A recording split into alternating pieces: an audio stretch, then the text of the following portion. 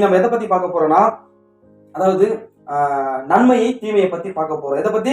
நன்மையை தீமையை, good or bad. நல்லா புரிஞ்சுங்க. எப்பவுமே மைனஸ் தெரிஞ்சாதான் பிளஸ் நம்ம தெரிஞ்சுக்க முடியும். நீங்க நல்லதே தெரிஞ்சா அதுல ஒரு பிரோஜனமே இல்ல பாருங்க.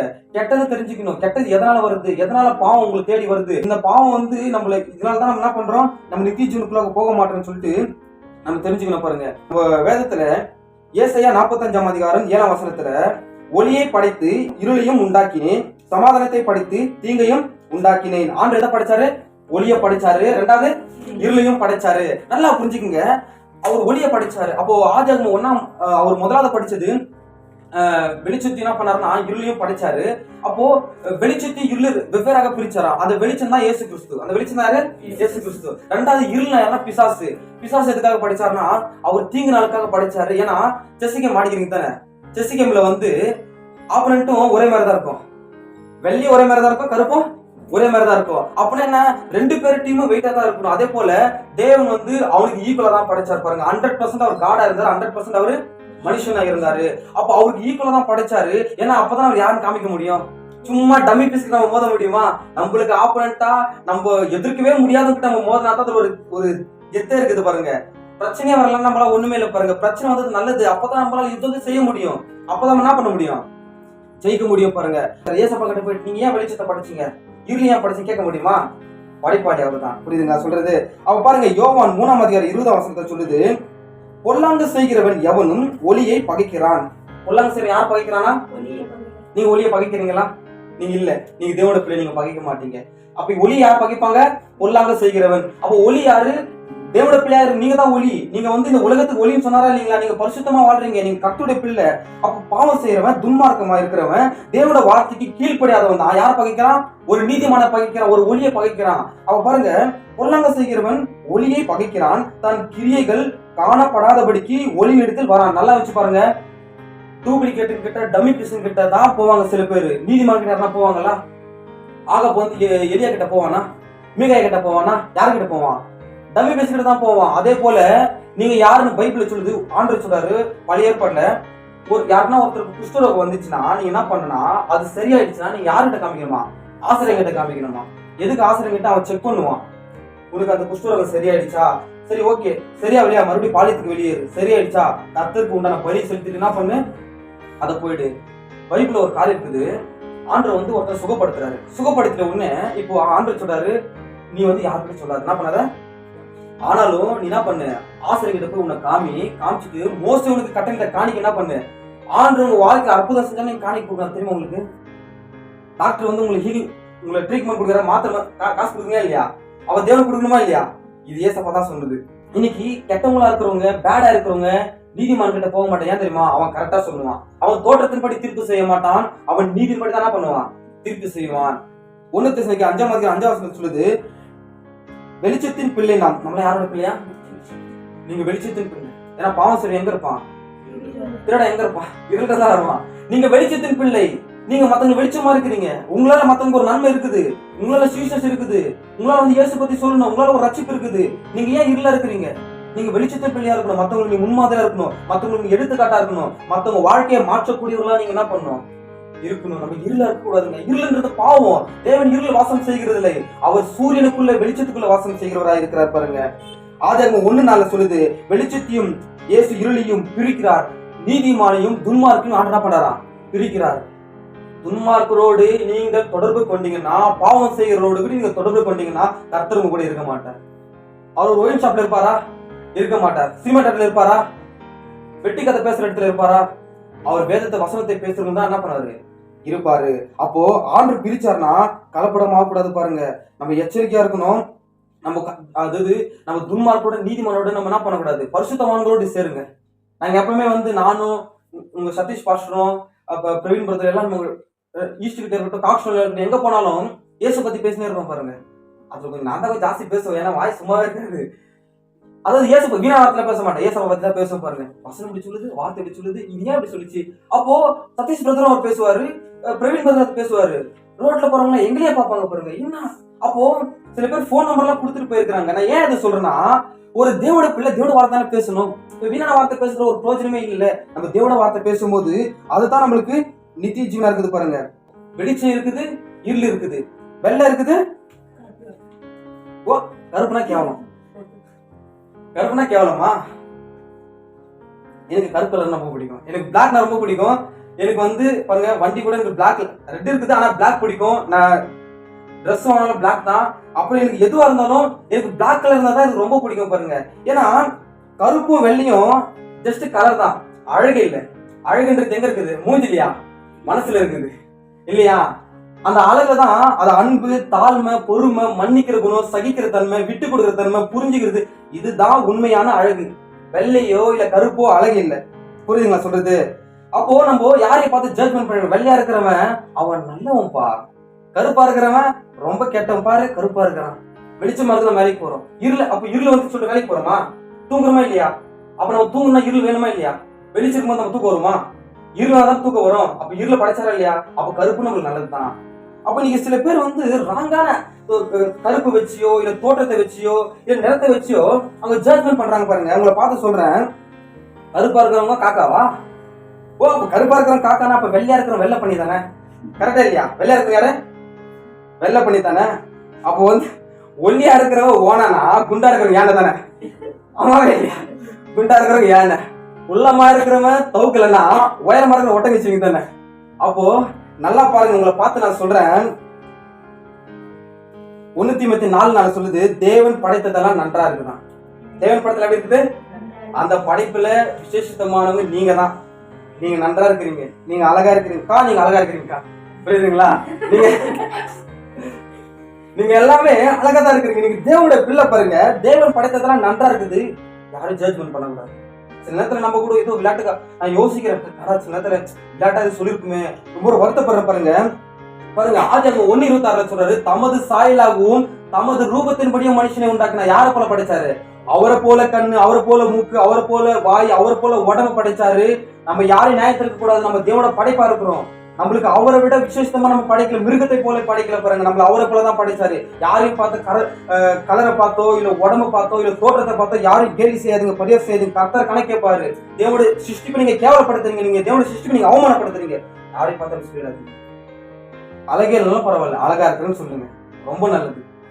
அவங்க என்கரேஜ் பண்ணுங்க. டாபிக் போலாம். நான் 2 காரியத்தை பத்தி பேச போறேன், 2 டாபிக் பத்தி பேச போறேன். ஒரு நன்மையை பத்தி பேச போறேன், ஒரு தீமையை பத்தி பேச போறேன், ஒரு குட்டை பத்தி பேச போறேன், ஒரு பேட்டை பத்தி பேச போறேன். இப்ப பாருங்க, முதலாவது காரியம் நம்ம யாரை பத்தி நம்ம தெரிஞ்சுக்கலாம்னா ஏவாளை பத்தி தெரிஞ்சுக்கலாம். ஏன்னா ஸ்டார்டிங்ல அங்கிருந்தா வரணும். ஏவாளை பார்க்கலாம். தேவன் வந்து ஏவாளை சந்திச்சார். தேவன் என்ன பண்ணாரு? நீ என்ன பண்ணு, உங்களுக்கு தெரியும், நீங்க தேவட பிள்ளை, உங்களுக்கு எக்ஸ்பிளைன் பண்ண அவசியம் இல்லை, நான் ஈஸியா சொல்லிடுறேன். பாருமா, ஆதாம் சொல்றாரு, நீ என்ன பண்ணுமா, மாம்சத்துல குழந்தை பெத்துக்க கூடாது, ஆணும் பெண்ணு இணைஞ்சு குழந்தை பெத்துக்க கூடாது. நீ எப்படி பெத்துக்கணும்? வார்த்தையினால தான் பெத்துக்கணும் அப்படின்னு ஆண்டவர் சொன்னாரு. பாருங்க, ஏவாளுக்கு அது விருப்பம் இல்லை. ஆனாலும் பிசாசு அவளை ஏமாத்தினா, அவளை வஞ்சித்தான், அவளை நயங்காட்டினா. அப்போ நம்ம ஒரு பொருள் நம்ம பார்க்கும் போது நம்ம என்ன பண்றோம்னா, அது மாதிரி நம்ம போக்கஸா இருக்கும் போது நம்மளுக்கே தெரியாம பிட் பாக்கெட் அடிச்சிடறாங்க. கரெக்டா? அதே போலதான் பிசாசு ஃபர்ஸ்ட் அழகா காட்டுறான், அவன் ஆசைகளை தூண்டுறான். அது மேல நம்ம இருதயமோ எண்ணமோ போகும்போது நம்ம இருதயத்தில் இருக்க ஏசப்பட வசனத்தை என்ன பண்றான், அவன் திருடிடுறான். நம்ம எச்சரிக்கையா இருக்கணும். அப்போ ஆண்டவர் ஏவாள் கிட்ட சொன்னாரு, நீ வார்த்தையில் தான் குழந்தை பெக்கணும். நீ வந்து இப்போ ஆண்டவர் வந்து ஆதாம் எப்படி படைச்சாரு?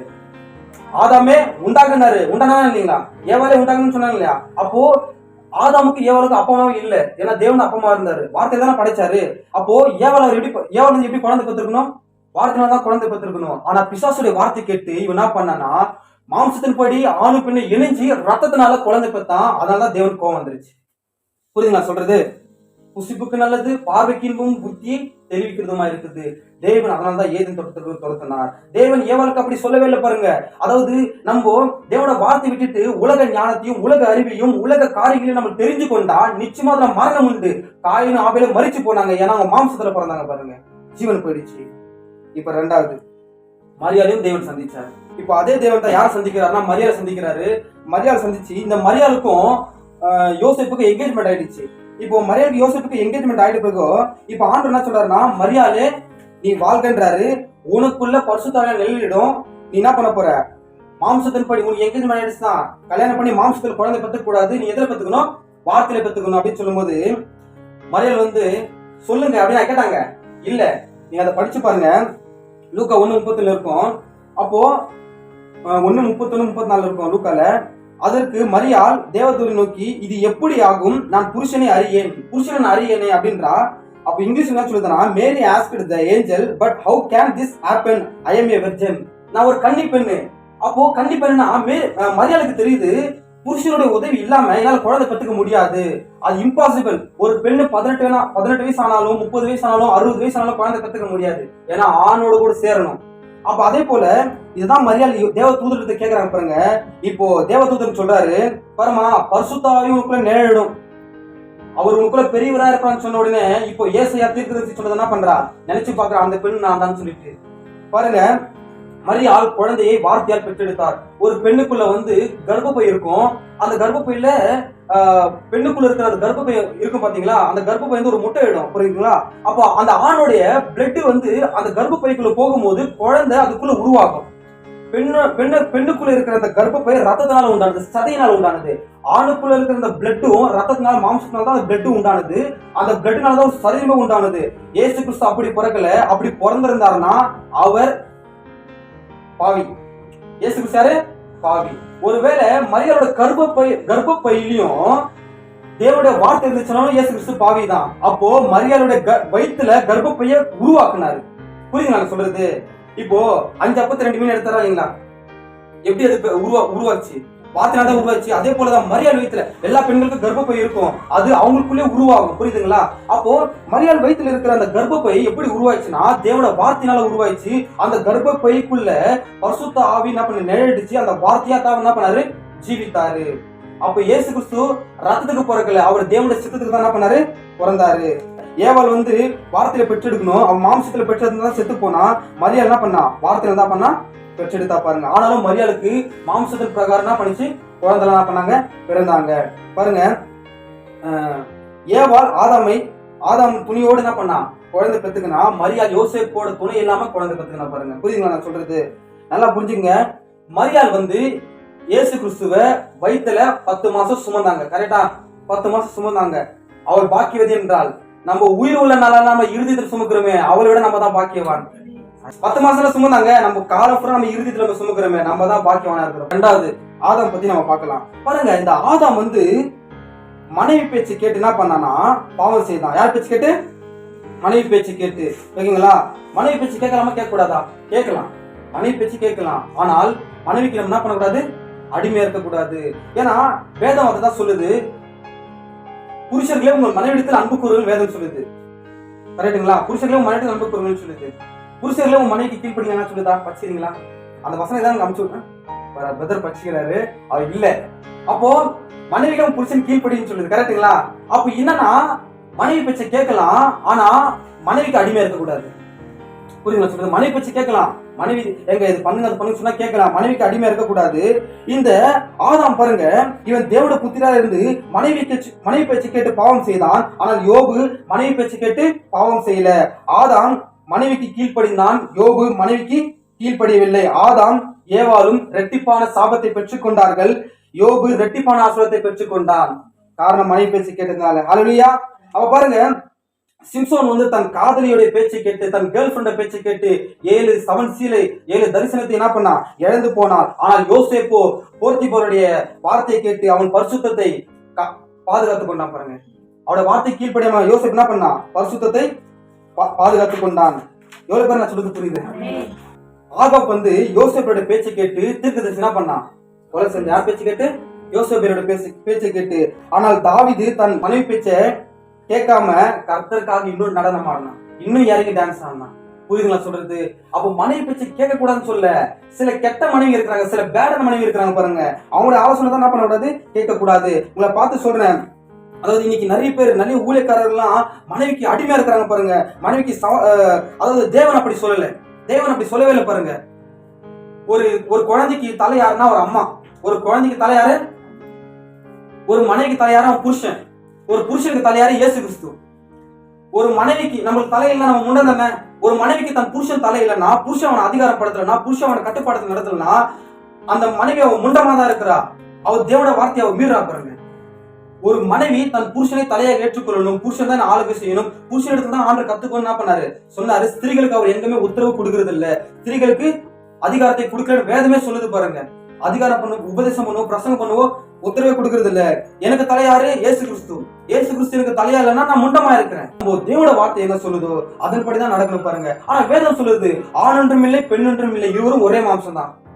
நீங்க சாப்பிடுற சாப்பாடு தான் உங்க புருஷனும் சாப்பிடுறாங்க, உங்க புருஷன் சாப்பிடுற சாப்பாடு தான் நீங்க சாப்பிடுறீங்க. ஆனா தேவனுடைய கட்டளைகளையும் வார்த்தைகளையும் அதன்படி நம்ம ஃபாலோ பண்ண பாருங்க. எவ்வளவு பேர் நான் சொல்றது புரிஞ்சு நான் பார்த்து சொல்றேன். இன்னைக்கு நிறைய பேர் அப்படிதாங்க இருக்கிறாங்க. தப்பு இல்ல, மனைவிடத்துல அன்பு கூறு, மனைவிடத்துல டைம் ஸ்பெண்ட் பண்ணு, மனைவியை நேசி.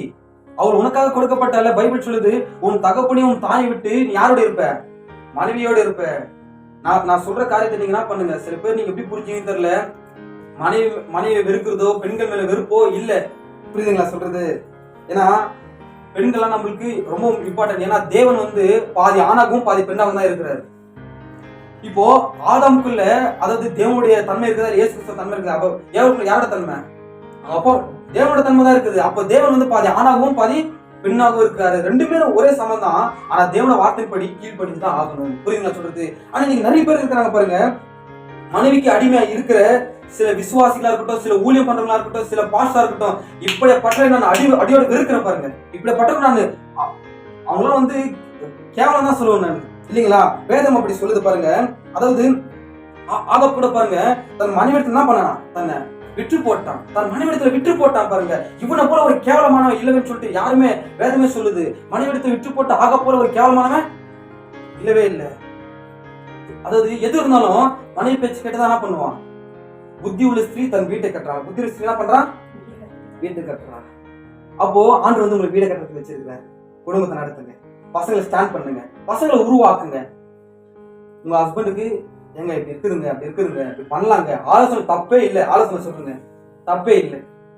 அதிகாரம் பண்றது, திமிரு, நான் ஒரு கருவம், எனக்கு அடிமையா இருக்கணும். இன்னைக்கு நிறைய பெண்கள், நிறைய ஊழியக்காரிகள் இன்னைக்கு அப்படிதான் இருக்கிறாங்க பாருங்க. அது இல்லாம இவரு சொந்தமா பேச மாட்டாரு, எதுவும் வந்தாலும் மனைவி கிட்ட தான். நான் என்னமா மெசேஜ் கொடுக்கணும், கொஞ்சம் எழுதி கொடுமா நீ. நான் எங்கம்மா, நான் யாருமா நாங்க நியமிக்கணும், நான் யாருமா நான் மியூசிக் கொடுக்கணும், நான் யாருமா ஒர்ஷிப் பண்ண வைக்கணும், நான் எப்படிமா இருக்கணும் அப்படின்னு இருக்கிறாங்க. அது இல்லாம இந்த கேடுகட்ட ஆகப்ப இருக்கிறான் பாத்தீங்களா, இவன் எதுனா பேசினா கூட நான் பேச மாட்டேன், பொண்டாட்டி தான் பேசுவான். பொண்டாட்டி கிட்ட போனை கொடுத்துட்டு நீ பேசு, நீ இது பண்ணு. அவன் என்ன சொல்லுவான்? என் புருஷனை ஏன் இப்படி பண்ண, ஏன் இப்படி செஞ்ச, என் புருஷனை பத்தி உனக்கு தெரியுமா, அவன் யாரு உனக்கு தெரியுமா? அப்போ எப்படிப்பட்ட ஒரு திமிரு தெரியுமா? ஒரு ஆணோட யார் பேசணும்? ஆண் தான் பேசணும். பெண்ணோட யார் பேசணும்? பெண்ணு பேசணும். ஆண்களுக்கு தேவன் அதிகாரத்தை கொடுத்தாரு, ஊழியத்தை கொடுத்திருக்கிறார் அவன் நடத்த. பெண்களுக்குள்ள திமிரு ஆண்களை போல. அவன் சொல்லிட்டுங்களா, பெண்களை பார்த்தா அன்பு வரணும், ஒரு எப்படி சொல்றது, ஒரு மரியாதை வரணும். ஏன்னா அவங்களுக்குள்ள ஒரு அடக்கம் இருக்கும். அது பெண்கள் மத்தியும் எப்படின்னா அச்சு உருளி பறந்துக்கிட்டுமே இல்லையா? ஆண்கள் மத்தியிலும் ஒரு அடக்கம், ஒரு அமைதி, ஒரு கட்டுப்பாடு, ஒரு அது நம்மளுக்கு தெரியும். இவங்க பெண்பா, இவங்க எப்படி சாஃப்டா இருக்கிறாங்க பாருப்பா, இவங்க எப்படி ரெஸ்பெக்டா இருக்கிறாங்க. ஆண்கள் மட்டும் சில பெண்கள் சூப்பரா நடந்துப்பாங்க, நம்ம பார்த்தா மரியாதை கொடுக்கணும்னு தோணும், கையெழுத்து கும்பலான்னு தோணும். அந்த பெண்களை பார்த்தா ஒரு மரியாதை நமக்கு வரணும், இல்லைங்களா? யோசேப்பேல போல இருக்க கூடாது பாருங்க. அப்போ அப்படிப்பட்ட ஒரு மோசமான கேரக்டர், ஆண்கள் மட்டும் திமிரா நடக்கிறது, திமிரா வாக்குறது, திமிரா அப்படியே கால் மேல கால் போட்டு வாக்குறது, அதிகாரம் பண்றது இல்லைங்க. தாழ்மை, அன்பு, பொறுமை, சகிக்கிற தன்மை, பெண்களுக்குள்ள சூப்பரான ஒரு குட் கேரக்டர் இருக்குது. ஆண்டு அவங்களுக்குள்ள வச்சிருக்கிறாரு, ஆண்களை விட ஆண்டு அவங்களுக்குள்ள வச்சிருக்கிறாரு, இல்லைங்களா? பெண்கள் கிட்ட நிறைய விஷயத்த கத்துக்கலாம் பாருங்க. இன்னைக்கு மத்தவங்களை போல நீங்க இருக்காதீங்க, மத்தவங்க நீங்க பாக்காதீங்க. இன்னைக்கு யார் பாருங்க? தேவனை பாருங்க. ஆபேல் எடுத்துக்கீங்களேன். ஆபேல் உங்களுக்கு தெரியுமா தெரியாதா? பாருங்க, இந்த ஆபேல் அவர் என்ன பண்ணாரு? ஆண்டுக்காக காணிக்கை கொண்டு போனாரு. அடுத்தது யார் கொண்டு போனது? காயின் கொண்டு போனாரு. ஆபேலும் காணிக்கை கொண்டு போனாரு, காயினும் காணிக்கை கொண்டு போனாரு. புரியுதுங்களா? பாருங்க, ஆபேல் ஆடை கொண்டு போனாரு, காயின் பழங்களையும் ஃப்ரூட்ஸ் என்ன பண்ணாரு? கொண்டு போனாரு. பழங்களையும் ஃப்ரூட்ஸ் என்ன பண்ணாரு? கொண்டு போனாரு. இப்போ தேவன் ஆபேலுடைய காணிக்கையை ஏற்றுக்கொண்டார், காயினுடைய காணிக்கையை ஏற்றுக்கொள்ளவில்லை. ஏனென்றால் ஆபேலுக்கு தெரியும், எங்க அப்பா அம்மா செஞ்ச தப்புக்கு பாவத்தின் சம்பளம் மரணம், அவங்களுக்கு ரத்தம் தான் சிந்தப்படணும்.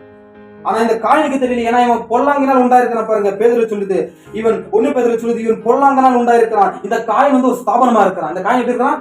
ஒரு ஸ்தாபனமா இருக்கிறான். ஸ்தாபனத்துக்கு பிதா, குமாரன், பரிசுத்த ஆவி, திருத்துவம், அப்புறம் பார்த்தா திரியேக தேவன். அவங்களுக்குள்ள மீட்பு இல்லை, அவங்களுக்கு ரட்சிப்பு இல்லை, அவங்களுக்கு ஏசுன்னு சொல்லுவாங்க. தான் மத்த 7:21 சொல்லுது, உங்களுடைய நாமத்தினால் தீர்க்கதரிசனம் வருத்தோம், உங்களுடைய நாமத்தினால் அநேக அற்புதங்களை செஞ்சோம், உங்களுடைய நாமத்தினால் வியாதிகளை சுகமாக்கணும், ஆனாலும் அக்கிரம செய்யக்காரர் என்னை விட்டு அகன்று போங்கள்.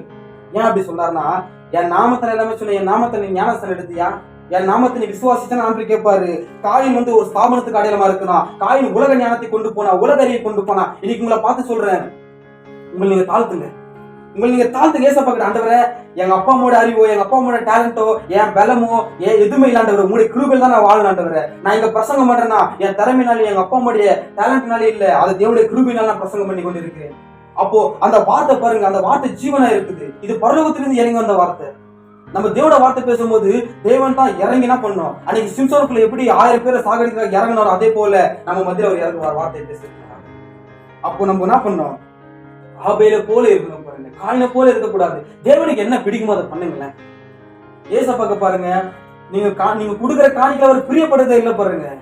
நீங்க பாடுற பாட்டு, நீங்க வாசிக்கிற மியூசிக், நீங்க பண்ற பிரசங்கம், உங்கள் சரீரங்களை நீங்க ஜீவ பலியா ஒப்பு கொடுக்கும் போது தான் ஏசப்பா பிரியப்படுறாரு.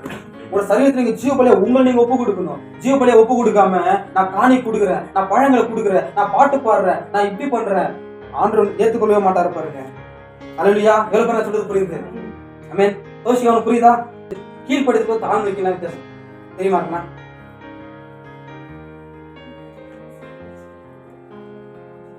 அமைதியா இருக்கு, அமைதியா இருக்கணும். தாழ்மை தோஷி ஏச்சு ஒரு நிமிஷம் பாருங்க.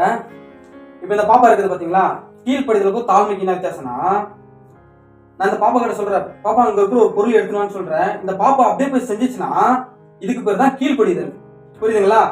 இப்போ இந்த பாப்பா எங்க, நான் அந்த பொருள் கொஞ்சம் எடுத்துனா, நான் கால் வலிக்குது, நான் அதை போய் செஞ்சேன்னா இதுதான் தாழ்மை. அதாவது நான் சொல்றது இந்த பாப்பா கேட்டா அதுதான் கீழ்ப்படிதல். என்னை விட சின்னவங்க சொல்றதை நான் கேட்டேன்னா இதுக்கு பேர் தான் தாழ்மை. புரியுதுங்களா? போமா எக்ஸாம்பிள் நீ கேட்டு, இப்போ தேவனுக்கு என்ன பிடிக்குமோ அதுதான் பண்ணும். காயின் பாருங்க, அவன் முட்டாளா இருக்கிறான். ஏன்னா தேவனுக்கு என்ன பிடிக்குன்னு தெரியாது. இன்னைக்கு நம்ம நிறைய பேர் நினைக்கிறது எதோ பண்றோம், ஒரு ப்ரோஜனில் பாருங்க. ஏசப்பா எதிர்பார்க்கறது உங்களுக்கு இருதயம் மாத்திரம் தான், சுத்தமான இருதயம். அந்த இருதயம் தான் ஆசைப்படுறது. ஆனா ஆபேல் பாருங்க, அங்க ரெண்டு மரணம் நடந்துச்சு. ஒன்னு ஆடு, ஒன்னு ஆபேல். ரெண்டு பேரும் மறிச்சாங்க பாருங்க. 2 பேரும் தன்னை ஒப்பு கொடுத்தாங்க. உங்க சரீரம் சாகணும், உங்க சரீரம் ஜீவபலியா ஒப்பு கொடுக்கணும். உங்க ஆவி ஆத்மா சரீரம் முழுவதுமாக நீங்க ஏசப்பாக்கு ஒப்பு கொடுக்கும் போது அவர் உங்களோட ஊழியத்துல பயன்படுத்துவாரு. யாருக்குனால கவலைப்படாதீங்க, இயேசு கிறிஸ்து கூட தான் இருக்கிறாரு. அவர் உங்களை வழி நடத்துவாரு. உலகத்தை பார்க்காத, உலகத்தை நேசிக்காத, அது நிரந்தரம் இல்லை பாருங்க.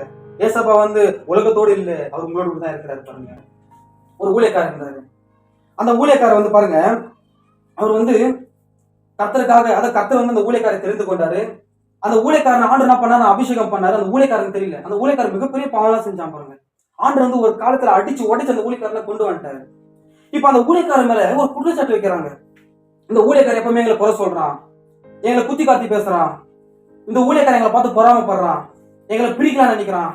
இந்த ஊழியக்காரன் வந்து அதாவது குட்டையை கலப்புறான். இந்த ஊழியக்காரன் வந்து அதாவது எப்படி சொல்றது, எங்களை சந்தேகப்படுறான். இந்த ஊழியக்காரன் எங்களை பார்த்து என்ன பண்றான்னா, இவங்கிட்ட தான் அதிகாரம் இருக்குது, இவங்கிட்ட தான் ஆளுகை சொல்லி நினைக்கிறான். இந்த ஊழியக்காரன் தான் கட்டுப்பாட்டுக்குள்ள வச்சுன்னு நினைக்கிறான். இந்த ஊழியக்காரன் ஒரு உபச்சாரக்காரன், இந்த ஊழியக்காரன் வந்து அவன் மோசமானவன். எவ்வளவு பேர் நான் சொல்றது புரியுது?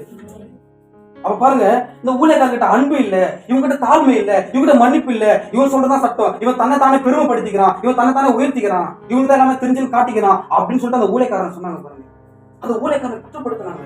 ஆனாலும் அந்த ஊழியக்காரனுக்கு நியூஸ் தெரியும்.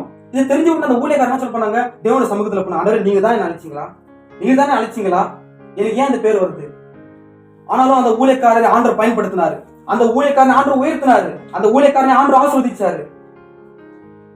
அந்த ஊழியக்காரர் பேர் எனக்கு தெரியல பாருங்க, ஆனா அந்த ஊழியக்காரர் எங்க இருப்பாருன்னு நல்லாவே தெரியும். இன்னைக்கு நைட் 8:30 மணிக்கு ஒரு வீட்டுல மெசேஜ் கொடுத்துருக்காங்க. ஹல்லேலூயா. இன்னைக்கு நைட் 8:30 மணிக்கு ஒரு வீட்டுல மெசேஜ் கொடுத்துட்டு இருக்காங்க. சொன்னவங்க எல்லாமே அப்படிதாங்க இருக்கிறாங்க. சொன்னவங்க எல்லாமே எங்க இருக்கிற இடமே தெரியல பாருங்க. ஆனாலும் ஆண்டவர் பாவியா இருந்த பயன்படுத்திக் கொண்டு இருக்கிறார். ஹல்லேலூயா. சிம்பிளா ஒரு காரியம் சொல்லிட்டுங்களா, கர்த்தர் ஒருவனை தெரிந்து கொண்டாரானால் ஈஸியான அடையாளத்தை சொல்றேன் பாருங்க. யோசேப்பு எடுத்துங்க. யோசேப்பு என்ன பண்ணா, மந்திரவாதின்னு சொன்னாங்க, குழிக்குள்ள போட்டாங்க, அவனை சகோதரத்தை விட்டு போட்டாங்க, அவனை சிறைச்சாலைக்கு அனுப்புனாங்க, அவன் மேல விபச்சாரம் பட்ட வந்துச்சு, அவனுக்கு நம்பிக்கை துரோகம் வந்துச்சு பாருங்க. அவனை உயர்த்தினார். 2வது தாவீது, இருதயத்துக்கு நேரா ஈட்டி வந்தது, அவன் சொந்த நண்பர்களை முதுகுல குத்துனாங்க, அவன் பெத்த பிள்ளைங்க சாகடிக்கான்னு வச்சாங்க, சொந்தக்காரன் சபிச்சான், மண்ணு வாரி போட்டா பாருங்க. அவனுக்கு அவ்வளவு துரோகம் நடந்து கூட ஆண்டவனை ராஜாவா மாத்தினார். 3வது காரியம் யோசுவா, அவனை லேவியர்கிட்ட சொல்ற, ஆண்டவர் நீ என்ன பண்ணு, லேவியர்கிட்ட சொல்லு, அந்த யோர்தான் நதியில போய் நீ காலை வைக்க சொல்லு, நீ சொன்னதான அந்த நதியை 2ஆ பிளப்பேன். நீ அவன் கூட சொல்லு. அப்பதான் அந்த நதி எந்த அளவுக்கு ஊழியக்காரனை கனப்படுத்துற பாத்தீங்களா, எந்த அளவுக்கு அவர் அதிகாரத்தை கொடுக்குறாரு பாத்தீங்களா. இதுல இருந்தா நீங்க புரிஞ்சுக்கங்க, யாருக்கு அதிகாரம் இருக்குதோ, யாருக்கு வந்து ஆளுகை செய்யறாங்களோ அவங்களதான் தேவன் தெரிந்து கொண்டாரு. ஈஸா அடையாளத்தை கண்டுபிடிச்சு. சும்மா போலி ஆட்களை டம்மி பேச. ஹல்லேலூயா. அதாவது ஒரு காரியம் சொல்லிட்டுங்களா, உங்களோட நான் பர்ஃபெக்ட் இல்லைங்க, உங்களோட நான் பர்ஃபெக்ட் இல்ல. ஆனா ஒரு காரியம் சொல்றேன் பாருங்க, நான் யோசேப்பை போல பரிசுத்தவான் இல்ல, நான் சிம்சோனை போல பாவி இல்ல, நான் தாவீது. நான் 7 முறை விழுந்தாலும் நான் எழுந்திருப்பேன். கர்த்தர் என்ன தூக்குவாரு. சகேரியா என்ன சொல்லுது, என் சத்துருவே நான் விழுந்ததுக்கு சந்தோஷப்படாத, நான் விழுந்தாலும் கர்த்தர் எழுப்புவாரு, நான் இருளில் நடந்தாலும் தேவன் எனக்கு வெளிச்சமா இருக்கிறாரு. தேவனோட பிள்ளைங்க, மரம் நல்லதென்றால் நல்லது என்று சொல்லுங்கள், கெட்டதென்றால் கெட்டதுன்னு சொல்லுங்கள். நல்ல மரத்தை நீங்க எப்படி கெட்டதுன்னு சொல்லலாம், கெட்ட மரத்தை எப்படி நீங்க நல்லதுன்னு சொல்லலாம். ஒரு நல்லவனை நீங்க நல்லவன் தான் சொல்லணும், ஒரு கெட்டவனை கெட்டவன் தான் சொல்லணும். ஒரு நீதிமன்றம் எப்படி பகைக்க முடியும்? என்னை பத்தி யாரா ஒரு காரியம் சொல்றான்னு வச்சுங்களேன், என்னை பத்தி யாரா ஒரு குற்றச்சாட்டு வச்சு, என்னை பத்தி யாரா சொன்னாலும் நான் வேதத்துக்கு போவேன். நீங்க வேதத்துக்கு தான் போகணும்.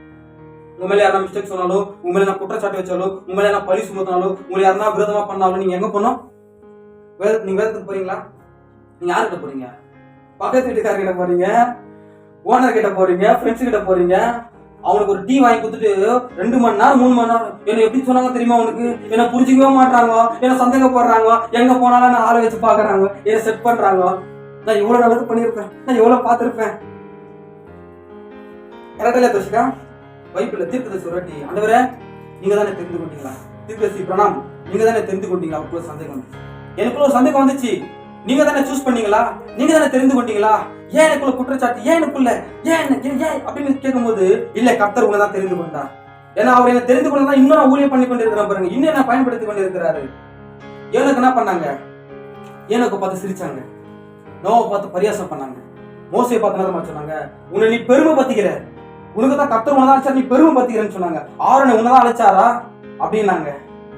தாவீதை பார்த்து விபச்சாரக்காரன்னு சொன்னாங்க. அதாவது எலியாவை பார்த்து இஸ்ரவேலை கெடுக்க வந்தவன்னு சொன்னாங்க. எரோமேவை பாலை கிணத்துல போட்டாங்க. மீகா என்ன பண்ணாங்க, சிறைச்சாலையில் அடிச்சாங்க. யோவான் ஸ்நானகனை தலையை துண்டாக வெட்டினாங்க. இயேசுக்கு சுனதமா சொன்னாங்க, விபச்சாரத்துக்கு போந்தவன்னாங்க. மார்த்தாள் மரியாதை வச்சு இருக்கிறேன்னு சொன்னாங்க. தலையில கொட்டினாங்க, கீழினாங்க, அதாவது காலி துப்புனாங்க, பிசாசு பிடிச்சவன்னு சொன்னாங்க. தீர்க்கதரிசி வில்லியம் மரியம் பிராணாம கள்ள தீர்க்கதரிசின்னு சொன்னாங்க. இவங்க எல்லாருக்கும் சொன்னதை இன்னைக்கு எனக்கு சொல்றாங்க, நான் எப்படிப்பட்ட பாக்கியவனா இருப்பேன். இவங்க எல்லாருக்கும் சொன்னதை இன்னைக்கு எனக்கு சொல்றாங்க. காரணம் சத்தியத்துக்கு நிக்கிறதுனால, சத்தியத்துக்கு சாட்சி கொடுக்கறதுனால. கடிந்து கொள்கிறவன் முடிவில் அங்கீகாரம் பெறுவான். எனக்கு தெரியும் ஒரு நாள் ஏசப்பா வருவார், எனக்காக நிற்பாரு. நான் எப்பவுமே தனியா இருக்கிறேன்னு நினைக்க கூடாது. நான் தனியா இல்லை, ஏசப்பா கூட தான் இருக்கிறாரு. நான் உண்மையா தனியா தான் இருக்கிறேன். ஆனா சின்னத்துல தனியா தான், ரூம்ல கூட நான் தனியா தான் தூங்குறேன். ஏசப்பா கூட இருக்கிறாரு. ஒரு நாள் நைட்ல படுக்கும்போது 1 மணிக்கு கண்ணை தவிர ஒரு ஏதோ ஒரு வெளிச்சம். நான் சீக்கிரத்தை வர போறேன்னு சொன்னேன். ஆண்டவர் ராப்சர் நடக்க போகுது, புலம்புறேன், அவரை குறிச்சு யோசிக்கிறேன். ஏன்னா அவர் தான் எனக்கு ஜீவனா இருக்கிறாரு, அவர் தான் எனக்கு உயிரா இருக்கிறாரு. அவரை தவிர நான் வேற யாரையும் யோசிக்க முடியும் இல்லையா? கல்யாணம் அவங்க யாரையும் திருப்திப்படுத்தணும், ஏசப்பா திருப்திப்படுத்தணும். கல்யாணம் யாரை திருப்திப்படுத்தணும்? மனைவி புருஷனை திருப்திப்படுத்தணும். புரியுங்க நான் சொல்றது? இதுதான் நம்மளுக்கு தேவன் நமக்கு என்ன பண்றாருன்னா சொல்றாரு பாருங்க. தேவன் வந்து நம்மளை தெரிந்து கொண்டிருக்கிறார் பாருங்க. தேவன் வந்து உங்களை தெரிந்து கொண்டிருக்கிற இந்த உலகத்துல எவ்வளவோ அழகானவங்க திறமையானவங்களா இருந்தாலும் ஏன் உங்களை தெரிந்து கொண்டாரு? யாரா சொல்ல முடியுமா? நீங்க அவரோட பிள்ளை, அவரோட வாரிசு, அதனால அவங்களை தெரிந்து கொண்டாரு. சும்மா சோக ஸ்டேட்டஸ் போட்டுக்கின்னு புலம்பிக்கின்னு அழுதுக்குன்னு அல்ல இல்லையா? ஒரு ரோஜா பாக்குறீங்க தானே, எவ்வளவு அழகா இருக்குல்ல? ஒரு பறவை பாக்குறீங்க, அப்பா எவ்வளவு அழகா இருக்குது. ஒரு நேச்சுரல பாக்குறீங்க, ஒரு மரத்தை பாக்குறீங்க. ஆண்டவர் சொன்னாரு, பறவைகளை காட்டிலும் நீங்கள் விசேஷமா இருக்கிறீங்க என்று சொன்னாரு. அவர்களை விட நம்ம தான் விசேஷம். ஏன்னா நம்மளோட சாயலுங்க, நம்மளோட படைப்பு. நான் நித்தியமா அவரோடு நான் போக போறேன், நான் அவரோடு இணைக்கப்பட்டிருக்கிறேன். இப்போ பரலோகத்துல நான் எங்க இருக்கிறேன்? நான் பரலோகத்துல இருக்கிறேன். இப்ப அவர் எங்க இருக்கிறாரு? அவர் இங்க இருக்கிறாரு. அப்போ மனவாளன் எங்க அங்கதான மனவாட்டி இருக்கும், மனவாட்டி எங்க தான் மனவாளன் இருக்கும். இதுதான் டிரான்ஸ்லேஷன். இதானது டிரான்ஸ்லேஷன் இருக்குது பாருங்க. இந்த காலத்துல நம்ம அட்வைஸ் பண்ணவே சில பேர் ஏத்துக்க மாட்டாங்க பாருங்க. அட்வைஸ் பண்ண என்ன பண்ண மாட்டாங்க, சில பேர் ஏத்துக்க மாட்டாங்க. ஏன்னா பொறாமப்படுறாங்க, புரிஞ்சுக்கிறது இல்லை, சந்தேகப்படுறாங்க. அட்வைஸ் பண்ணா ஒரு ஊழியக்கார அட்வைஸ் பண்ணா நீங்க ஏத்துப்பீங்களா? ஏத்துப்பீங்களா இல்லையா? ஒரு ஊழியக்கார அட்வைஸ் பண்ண ஏத்துப்பீங்களா இல்லையா? நீங்க ஏத்துக்க மாட்டீங்க. நம்ம ஒரு காரியத்தை சொல்றோம், நீ துன்மார்க்கனோட போவாத, அவன் கூட சேராத, அவன் பாவி, அவனுக்குள்ள கேரக்டர் முக்குள்ள வரும்னு சொல்லிட்டு இவங்க என்னத்தமா சொல்றாங்க? இல்ல இல்ல, இவங்க கிட்ட அன்பு இல்ல, இவங்க கிட்ட மன்னிப்பு இல்லை, இவங்க எல்லாம் புரிஞ்சுக்க மாட்டாங்க. நான் உன்னை புரிஞ்சுக்கிறேன், நான் உன்னை மன்னிக்கிறேன், நான் என்ன பண்றேன்? ஏத்துக்கிறேன். எப்படிப்பட்ட ஒரு பொல்லாத இருதயம் பாத்தீங்களா? எப்படிப்பட்ட ஒரு மோசமான கேரக்டர் பாத்தீங்களா? நம்மளுக்கு நீதிமான் தேவையில்லை, பாவிதான் தேவை. உங்களுக்கு தூக்குறவன் தேவையில்லை, உங்களுக்கு தளரம் தான் தேவை. நீங்க மிஸ்டேக்ஸ் பண்ணும்போது ஒருத்தன் வந்து உங்களை கேட்கறான்னு வச்சுங்களேன், அவங்களுக்கு தூக்க போறான்னு இருக்கும். உங்களை கேட்காம நீங்க மிஸ்டேக்ஸ் பண்ணா கூட ஒடி யார்தான் தப்பு பண்ணாம இருக்காங்க அப்படியே அவன் சொல்றான், நீ விழும்போது அவன் சிரிப்பான். நீ நரகத்துக்கு போனாலும் கவலைப்பட மாட்டான். இன்னைக்கு அப்படிப்பட்ட மோசமா இருக்கிறாங்க இன்னைக்கு ஜனங்க.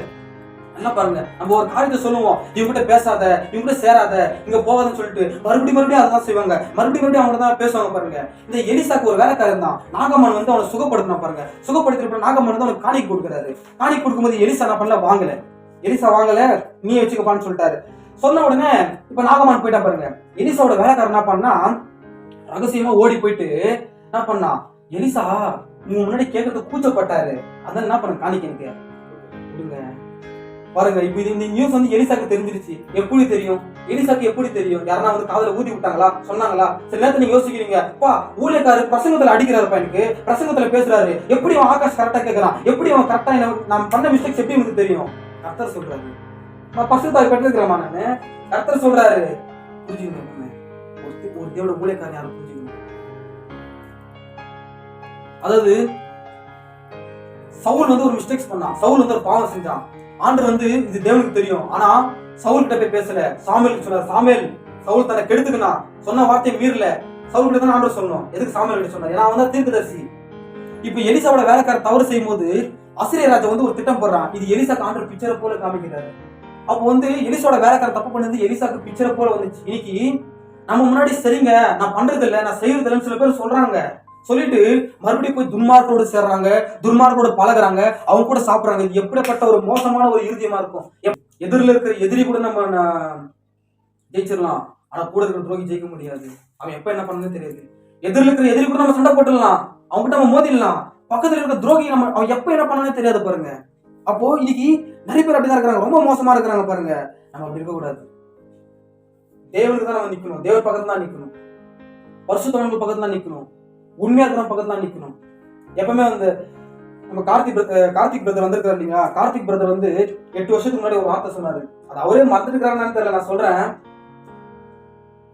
ஆண்டவர் வந்து பாவிகளை நேசிக்கிறாரு, நடிக்கிறவங்க இல்ல.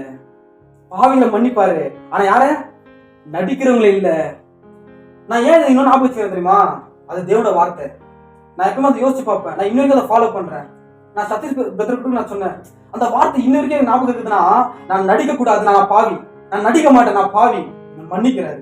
நான் ஒன்னு சொல்லிட்டுங்களா, உங்களை பார்த்து முன்னாடி சொல்றேன், நான் பாவம் செஞ்சிருக்கிறேன், நான் சிகரெட் குடிச்சிருக்கிறேன், நான் குடிச்சிருக்கிறேன், நான் வந்து லவ் பண்ணிருக்கிறேன், நான் சண்டை போட்டிருக்கேன், கெட்ட வார்த்தை பேசியிருக்கிறேன், நான் விபச்சாரம் கூட பண்ணிருக்கிறேன். ஆனா ஒரு காரியம் சொல்ற பாருங்க, நான் யாரும் குடும்பத்தை கெடுக்கல, யாருக்கு நான் துரோகம் பண்ணல, யாருக்கு நான் முதுகுல குத்துல, யாரும் நல்லா இருக்கணும் நாசமா போன நினைக்கவே மாட்டேன். இன்ன வரைக்கும் நான் நிறைய பேர் நான் வந்து சொல்லக்கூடாது, கர்த்தர் இருக்கிற பாருங்க. நீங்க எல்லாருமே நல்லா இருக்கும்னு நினைக்கிறேன். நீங்க எல்லாமே கர்த்தருக்குள்ள வரணும். எனக்கு குழந்தை பிறகுல, எனக்கு இன்னும் கல்யாணம் ஆகல. என் சண்டை கிளாஸ் வர எல்லா பிள்ளைங்க என் பிள்ளைங்க நினைச்சு அவங்களுக்கு சத்தியத்தையும் ஊழியத்தை நான் சொல்லி கொடுக்குறேன், அவங்கள உருவாக்குறேன். ஊழியத்துல நல்ல குட் ஆட்டா இருக்கணும், நல்ல ஒரு விதமா இருக்கும், நல்லவங்க சப்போர்ட் பண்ணுங்க, கெட்டவங்க சப்போர்ட் பண்ணாங்க. பாவங்க ஏசப்பா இருக்க மாட்டாங்க, 100% இருக்க மாட்டாங்க. ஏசாவை பாருங்க, ஏசா யாக்கோபு ரெபெக்காவோட வயித்துல தான் இருந்தாங்க. இவங்க 2 பேரும் வயித்துல இருந்தாங்க. ஆனாலும் வயித்துல இருக்கும்போது ஆண்டவர் சொன்னாரு, ஏசாவை வெறுத்தேன், யாக்கோபை சிநேகித்தேன். ஏன்னா அவன் முன்குறிக்கப்பட்ட வித்து. ஏன்னா ஏசாவோட கிரியை ஆண்டவருக்கு தெரியும். அவன் பொல்லாங்கினால் உண்டா இருக்கிறான் பாருங்க, அவன் துன்மார்க்கமா இருக்கிறான். ஆனா யாக்கோபு தேவனை பற்றி கொண்டிருந்தான் பாருங்க. ஏசா பாருங்க, சாப்பாடுக்காக கூழுக்காக சிரேஷ்ட புத்திர பாகத்தை கிறிஸ்து ஏசாக்குள்ள தான் வரணும், அவன் சந்திரம் தான் வரணும், விற்று போட்டான். இனி கிறிஸ்து உங்களுக்குள்ள பிறக்கணும். ஏசப்பா உங்களுக்கு மூலியமா பயன்படுத்துறாரு, உங்களை ஆசீர்வதிக்கிறாரு. நீங்க விற்று போட்டுறீங்க. எதுக்காக தெரியுமா? வேலைக்காக, பணத்துக்காக, சொந்தக்காரருக்காக, குடும்பத்துக்காக தேவனுடைய சமூகத்தையும் பரிசுத்தையும் எல்லா விதமான காரியத்தையும் விற்று போட்டுறீங்க. யாக்கோபை விடல, விடிச்சுக்கணும். அதான் தான் இஸ்ரவேலையே மாத்தினாரு. சின்ன சின்ன அற்பமான காரியத்துக்கெல்லாம் ஏசப்பா விட்டுறாதீங்க, அது ரொம்ப மோசங்க, அது ரொம்ப தவறுங்க. சின்ன சின்ன காரியத்துக்கெல்லாம் ஏசப்பா விட்டுறாதீங்க. அதை பாருங்க, அதாவது நீ நிறைய பேர் வந்து ஒரு பஞ்சுல கடிப்பாங்க தெரியுமா? எனக்கு போனே பண்றது இல்லை, ஏன்னா உன்னை போல விசாரிக்கிறதே இல்லை. அதாவது நான் சர்ச்சை விட்டு போயிட்டு தானே, எனக்கு மறுபடியும் எங்க வீட்டு தேடி வந்து கூப்பிடலாம் தானே. அதாவது தேவனை விட்டுட்டு, ஊழியத்தை விட்டுட்டு, அவரோட பரிசுத்தத்தை விட்டுட்டு, அவரோட சமூகத்தை விட்டுட்டு போன நிறைய நன்றி கெட்ட துரோகிகளா இருக்காங்க எவ்வளவு பேரு. இப்படிப்பட்டவங்க என்ன போன் பண்ணி பேச முடியும்? இப்படிப்பட்ட ஓப்பனா சொல்ற, தேவன் விட்டுட்டு, அவர் ஊழியத்தை விட்டுட்டு, அவர் சமூகத்தை விட்டு போறவங்க என் காலில் சில்பர் கூட நான் வைக்க மாட்டேன். ஏன்னா எனக்கு ஏசப்பா தான் முக்கியம், அவரோட பரிசுத்தம் தான் முக்கியம். நீங்க நிறைய பேர் போன் பண்றது இல்ல, விசாரிக்கிறது. அவர் உங்களை விசாரிக்கிறவரானபடியா? யாரு? அவர் தான் உங்களை விசாரிக்கணும். நாங்களா ஊழியக்காரங்க விசாரிக்க மாட்டாங்க. கர்த்தரை தேடுங்க, அப்பொழுது தொலைப்பீர்கள். ஊழியக்காரங்க ஒரு குற்றச்சாட்டு வச்சிருக்கு, போன் பண்றது இல்ல, விசாரிக்கிறது இல்ல, முன்ன போல இல்ல, இவங்க மாறிட்டாங்க. நாங்க மாறலாமா? நீதாமா மாறிட்ட. பிரிந்து போகிறவன் தன் இச்சையின்படி செய்ய பார்க்கிறான், எல்லா ஞானத்திலும் தலையிட்டுக் கொள்கிறானா? எல்லா ஞானத்திலும் தலையிட்டுக் கொள்கிறான். பாருங்க, சுகபோகமாய் வாழ்கிற உயிரோட சத்தமா சின்ன சின்ன காரியத்துக்காக ஏங்க நான் சொல்லட்டுங்களா? இங்க வேணா சாக்கு போக்கு சொல்லலாம், அவர் சீக்கிரத்துல வர போகிறார். நியாயத்துக்கு நீங்க சாக்கு போக்கு சொல்ல முடியாது. அங்க ஏசப்பா என்ன நிக்க வைப்பாரு. இவன் தானே உனக்கு சுவிசேஷம் சொன்னா, இவன் தானே உனக்கு பிரசங்கம் பண்ணா. அங்க நியாயத்துக்குள்ள வந்து ஆண்டவரே இப்ப என்ன மன்னிச்சுன்னு கேட்க முடியாது, இப்பதான் மன்னிப்பு கேட்கணும். இதுதான் கிருபையின் காலம். நீங்க நிறைய பேர் வந்து எதுக்கோ பணத்துக்காக, வேலைக்காக, குடும்பத்துக்காக, சொந்த பந்தத்துக்காக சபையை மிஸ் பண்றாங்க, ஊழியத்துட்டு போறாங்க. கௌரவம், பெருமை, எரிச்சல், ஏதோ ஒரு காரியம் புரிஞ்சிக்காததுனால. ஒரு காரியம் பாருங்களேன், ஏசப்பாவும் சீஷனும் அந்த கரைக்கு போனாங்க. சுவிசேஷம் சொல்றதுக்கு கடல் தாண்டி அந்த கரைக்கு போனாங்க. சீஷன் வந்து அப்பத்தை விட்டு போயிட்டாங்க. அப்பத்தை என்ன பண்ணிட்டாங்க? விட்டு வந்துட்டாங்க. இப்ப சீஷன் சொல்றாரு, ஆண்டவரே அப்பத்தை அந்த கரையிலே விட்டு வந்துட்டான் ஆண்டவரே. இப்ப ஏசப்பா என்ன சொல்றாருன்னா, புளித்த மாவை குறிச்சு என்ன பண்ணு, எச்சரிக்கையா இருக்கு. இதை சொன்ன உடனே, புளித்த மாவை குறிச்சு எச்சரிக்கையான்னு சொன்ன உடனே சீஷன் தங்களுக்குள்ளே பேசிங்களா, பாத்தீங்களா நம்ம அப்பத்தை விட்டு வந்துட்டோம், அதான் நம்ம தான் சொல்றாரு.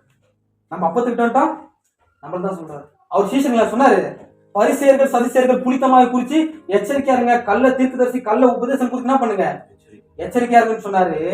ஆனா இவங்க என்ன பண்ணிட்டாங்க, புரிஞ்சுக்கல. எப்பவுமே உங்களுக்கு சின்ன ஒரு அட்வைஸ் கொடுக்குங்களா, சின்னதா ஒரு அட்வைஸ், ஏன் வாழ்க்கையில் நடந்த சொல்றேன், பிடிச்சிருந்தா எடுத்துக்கங்க, இல்லை விட்டுருங்க. உங்களை உங்களை யாராவது சந்தேகப்பட்டாங்கன்னா அவங்க கூட இருக்காதீங்க, அவங்க கூடவே சேர்க்காதீங்க. அற்ப விசுவாசி ஏன் சந்தேகப்பட்டு நான் கேட்பாரு, நம்மள சந்தேகப்பட நமக்கு தேவையில்லைங்க.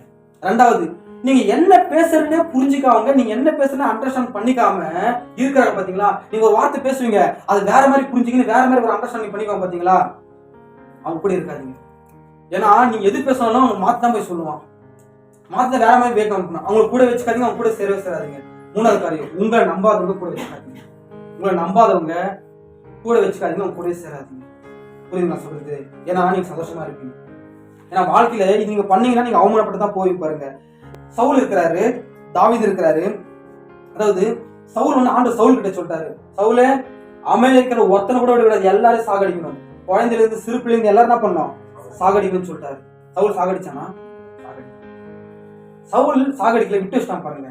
இப்போ தாவீது ஆண்டு சொன்னாரு, நீங்க எல்லாரும் சாகடினாரு, எல்லாத்தையும் சாகடிச்சாரு. தாவீது கர்த்தரோட வார்த்தை கீழ்ப்படிறாரு. அவன் பாவம் செஞ்சாலும், அவன் விபச்சாரக்காரனா இருந்தாலும், அவன் தேவனுடைய பிள்ளை, அவன் தன்னை மனம் திரும்பி ஒப்பு கொடுக்குறான்.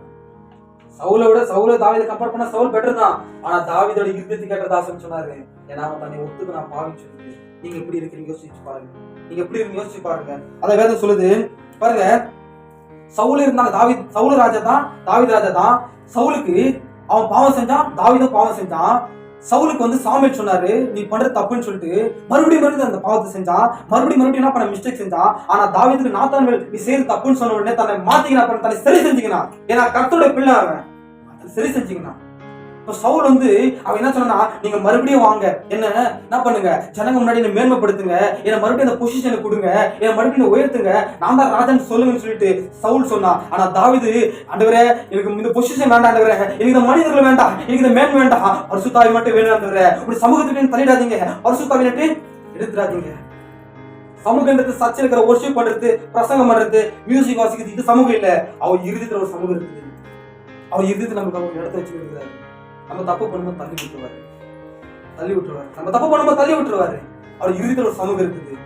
தாவீது ஆண்டவரே, ஒரு இறுதியத்துல ஒரு இடம் இருக்குது ஆண்டவரே, இந்த இறுதியத்துல நான் தப்பு செஞ்சேன்னா பரிசுத்தாவியை விட்டு எடுத்துறாதீங்கப்பா, இந்த சமூகத்திலிருந்து தள்ளிடாதீங்க. எங்க ஏசப்பா விட நம்மளுக்கு எதுவுமே முக்கியம் இல்லைங்க. பரிசுத்தத்தை விட, ஆராதனை விட, ஜபத்தை விட எதுவுமே நம்மளுக்கு முக்கியம் இல்லை. ஏசப்பா தான் நம்மளுக்கு முக்கியம். எவ்வளவு பேர் நான் சொல்றது புரிஞ்சு? சவுல போல பொசிஷனை கேட்காதீங்க, மேன்மையை கேட்காதீங்க. ஊழியத்துல உங்களுக்கு ஸ்தானம் போயிடுச்சா, உங்களுக்கு வேலை போயிடுச்சா, எது போனாலும் நீங்க மறுபடியும் இந்த பொசிஷனுக்காக ஆசைப்படாதீங்க, பரிசுத்தத்துக்காக ஆசைப்பட. கர்த்தர் உங்களை தூக்கி வருத்தவர் பாருங்க. நீங்க நினைக்காத இடத்துல என்ன பண்ணுவாரு, உயர்த்துவாரு. அதாவது நடிக்கிற 99 மனம் திரும்பாத நீதிமானை காட்டிலும் ஒரு பாவி இங்க மனம் திரும்பினால் பரலோகமே மிகுந்த சந்தோஷப்படும். அதுல பிரதான பாவியான இருக்கிறேன். அல்லையா? எவ்வளவு பேர் நான் சொல்லுறது புரிஞ்சிச்சு? அவ்வளவுதான் பாருங்க, ஃபைனல் டச்சுக்கு வந்துட்டோம். எவ்வளவு பேர் நான் சொல்லுறது புரிஞ்சிச்சு? நம்ம ஃபைனல் டச்சுக்கு வந்துட்டோம். நல்லா அண்டர்ஸ்டாண்ட் பண்ணிக்கங்க. இப்போ நம்ம யாரை பத்தி பார்க்க போறோம்னா இயேசு பத்தி பார்க்க போறோம், யூதாஸ் கரியோத்தை பத்தி பார்க்க போறோம். இயேசு பாருங்க சீஷரோடு இருந்தார். இயேசு யார் இருந்தாரு? நீங்க யார் கூட இருக்கீங்க யோசிச்சு பாருங்க. அவர் சீஷரோடு இருந்தார். யூதாஸ் காரியத்தோ யூதா கோத்திரத்தில் வந்தார். இயேசு கிறிஸ்து யூதா கோத்திரத்தில் வந்தார். இயேசு சீஷரோடு இருந்தார். ஆனா யூதாஸ் காரியத்தோ பரிசேயர்களோடு இருந்தான், பாவிகளோடு இருந்தான், அக்கிரமம் செய்யக்காரோடு இருந்தான். பாருங்க அது மத்தேயு 19ஆம் அதிகாரத்தில் இருக்கும். அவ வந்து அதாவது இயேசு கிறிஸ்து என்ன பண்ணாருன்னா அவர் சீஷரோட அன்பா இருந்தாரு. ஆனா யூதாஸ் காரியத்தை என்ன பண்ணா? பாவிகளோட துன்மார்க்கரோட பணத்துக்காக இயேசு கிறிஸ்து வார்த்தை பிரசங்கிச்சார். யூதாஸ் காரியத்தை பொய்யை பிரசங்கிச்சு கொண்டிருந்தான். எவ்வளவு பேரா சொல்றது புரிஞ்சு? நல்லா பாருங்க, இன்னைக்கு நம்ம ஏசப்போட இருந்தோம்னா நம்ம அவரை போல மாறுவோம். நம்ம யூதாஸ் காரியத்தை போல இருந்துச்சுன்னா அவன் பிசாசு. யூதாஸ் காரியத்தை பிசாசு. இன்னைக்கு நம்ம கூடவே இருந்துன்னு பாருங்களேன். ஒரு காரியம் என்னன்னா, அதாவது பாஸ்டர் என்ன பிரசங்கம் பண்றாரு, ஆகாஷ் வந்து என்ன பிரசங்கம் பண்றாரு உனக்கு தெரியாம போச்சு. இன்னைக்கு உன்னை பத்தி தான் டாபிக்கே, அப்படியே கரெக்டா சொன்னா பாரு. இன்னைக்கு மெசேஜ் உன்னை பத்தி தான் அச்சஸ் வச்சா பாரு. இன்னைக்கு உன்னை பத்தி தான் ஆகாஷ் பேசினான், அப்படியே கரெக்டா சொன்னான். இதுமா சொல்ற அட உண்மை மேனா நீ கரெக்டா சொன்னா. எப்படி நீ சொல்ற? நீ தான் அக்கிஷ் சொல்ல பண்ண, உன்னை பத்தி சொல்லுவான் கரெக்டா. அப்போ கர்த்தர் பேசுறாரு, தேவன் பேசுறாரு, ஆவியனர் பேசுறாரு. நான் பேசுகிற வார்த்தை வசனம் எல்லாம் நீங்க கேள்வி கேளுங்க. உங்களை பார்த்து நான் சொல்றேன். நான் பேசுற பிரசங்கத்துல குற்றச்சாட்டு இருந்துச்சுன்னா நீங்க தைரியமா, உங்களுக்கு உரிமை இருக்குது, நீங்க தைரியமா கேட்கலாம். நான் பேசுற வார்த்தை தவறாச்சுன்னா நீங்க தைரியமா கேட்கலாம். புரியுங்களா சொல்றது? அப்போ இது தேவன் ஆவியானவர் பேசுறாரு. அப்போ ஆகாஷ் வந்து குற்றப்படுத்துறான். உனதான் சொன்னா கர்த்தர் என்கிட்ட பேசுறாங்க, ஏன் உனக்கு வர மாட்டேன்? அப்படி என்ன பண்ணுவாங்கன்னா இங்க அப்படியே காப்பி அடிச்சுட்டு அது வேற வேற அண்டர்ஸ்டாண்ட் பண்ணிக்கணும். ஓ ஆமால இவங்க தான் போய் சொன்னாங்கல்ல, இவங்க தான் உபச்சார பண்ணாங்கல்ல, இவங்க தான் திருடினாங்கல்ல, இவனை பத்தா பேசினாங்க. யூதாஸ் காரியத்தை காட்டி கொடுக்க போறான்னு தெரியும். எப்போ? உலக தோற்றத்துக்கு முன்னாடி யூதாஸ் காரியத்தை காட்டி கொடுக்க போறான்னு தெரிஞ்சு கூட இருந்து வச்சிருந்தாரு. ஏன் தெரியுமா? நீ செய்யறது செய்யும் சொன்னாரு. இன்னைக்கும் என் கூட இருந்து சில பேர்லாம் என்னை பத்தி பேசுறாங்கன்னு தெரியும், எனக்கு பின்னாடி சிரிக்கிறாங்கன்னு தெரியும், என்னை பத்தி காட்டி கொடுக்குறான்னு தெரியும், நான் பண்ண பிரசங்கத்தை அவங்க போய் எப்படி எக்ஸ்பிளைன் பண்றாங்கன்னு தெரியும். அது தெரிஞ்சிருந்து நான் சில பேரை கூட வச்சுன்னு இருக்கேன். காரணம் என்ன? நீ செய்யறது நீ செய்ய, நான் செய்யறேன். ஏன் ஊழியத்தில் நிறைவேற்ற எனக்கு பரிசுத்தம். சில பேர் நம்மளை பத்தி பேசுறாங்க, நம்ம காட்டி கொடுக்குறான்னு தெரியும், நம்ம முன்னாடி நடிக்கிறான்னு தெரியும். அது தெரிஞ்சிருந்தும் நான் கூட வச்சுருக்கேன். காரணம் என்ன? நீ செய்யறது செய்.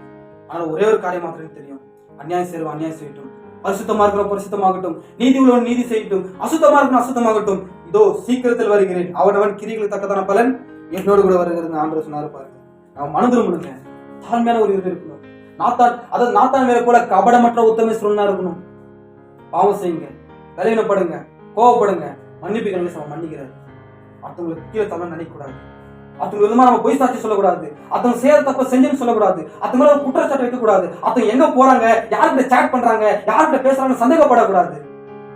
அதான் பேதுரு வரும்போது பேதுருக்கு ஆண்டவரே யோனை பத்தி நீங்க என்ன சொல்றீங்க, அவனை பத்தி உனக்கு என்ன, நீங்க வேலையை பாருன்னு சொன்னார் ஆண்டவர். நம்ம மத்தவங்க குறிச்சு நம்ம யோசிக்கணும். நம்மளை குறிச்சு வச்சா நம்ம மறந்துருங்களாங்க.